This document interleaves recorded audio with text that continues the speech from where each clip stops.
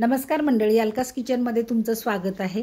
तर आज सांडग्याचं कालवण कसं बनवायचं ते मी दाखवणार आहे। त्यासाठी मी सांडगे घेतलेले आहेत, वाटण्यासाठी खोबरं, लसूण, जिरं, कोथिंबीर घेतलेली आहे आणि फोडणीसाठी कांदा आणि कढीपत्ता घेतलेला आहे।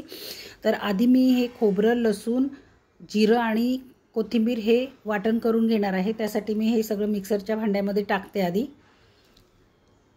कोथिंबीर पण वरून टाकते आणि हे जाडसर वाटून घ्यायचं आहे, पाणी न घालता।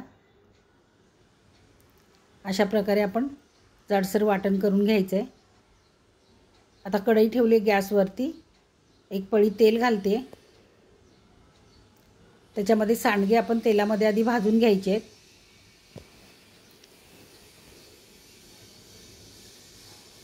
सांडगे भाजून झाले की आपण ते एका डिशमध्ये काढून घ्यायचे आहेत। कलर चेंज झाला म्हणजे सांडगे भाजलेले आहेत आपले। एका डिशमध्ये काढून घेते। त्याच कढईमध्ये कढीपत्ता टाकायचा, आधी थोडंसं हिंग आणि हा बारीक चिरलेला कांदा टाकायचा आहे आणि हे सगळं परतून घ्यायचं आहे। तुम्ही आधीच्या व्हिडिओमध्ये माझ्या बघा सांडग्याची मी सुकी भाजी पण करून दाखवलेली आहे, चांगली फेमस झालेली आहे ती। आपला कांदा परतून झालेला आहे। आता त्याच्यामध्ये खोबऱ्याचं वाटण केलेलं ते टाकायचं आणि ते सुद्धा व्यवस्थित परतून घ्यायचं।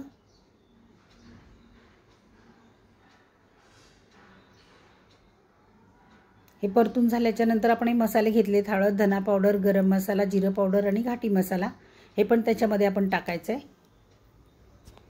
तेही व्यवस्थित परतून घ्यायचं सगळं।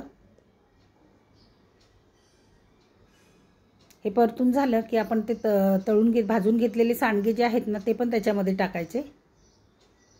सगळं व्यवस्थित मिक्स करून घ्यायचं। हा मसाला कोरडा आहे ना, आता त्याच्यासाठी आपल्याला थोडंसं पाणी टाकावं लागेल मसाला शिजण्यासाठी। व्यवस्थित तेल सोडेल ना मसाला, म्हणजे थोडंसं पाणी टाकून घ्यायचं। अजून थोडं लागेल पाणी। आता हे सगळं मिक्स करून घ्यायचं आणि झाकण ठेवून आपण 1 ते 1.5 मिनिट आपण एक वाफ काढून घ्यायची, म्हणजे मसाला आपला चांगला शिजतो। पाहू शकता तुम्ही, तेल सुटलेलं आहे मसाल्याला। तेलाचं प्रमाण मी खूप कमी केलेलं आहे यावेळेला भाजीला। आता हे गरम पाणी आपल्याला टाकायचं आहे रस्सा करण्यासाठी, थंड पाणी नाही टाकायचं याच्यामध्ये। तुम्हाला रस्सा किती हवा त्याप्रमाणे पाणी तुम्ही टाकू शकता।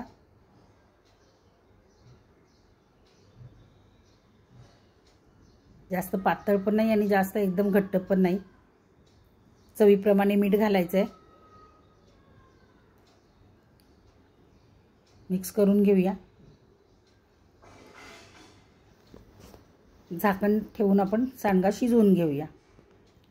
बघूया सांडगा शिजलेला आहे का।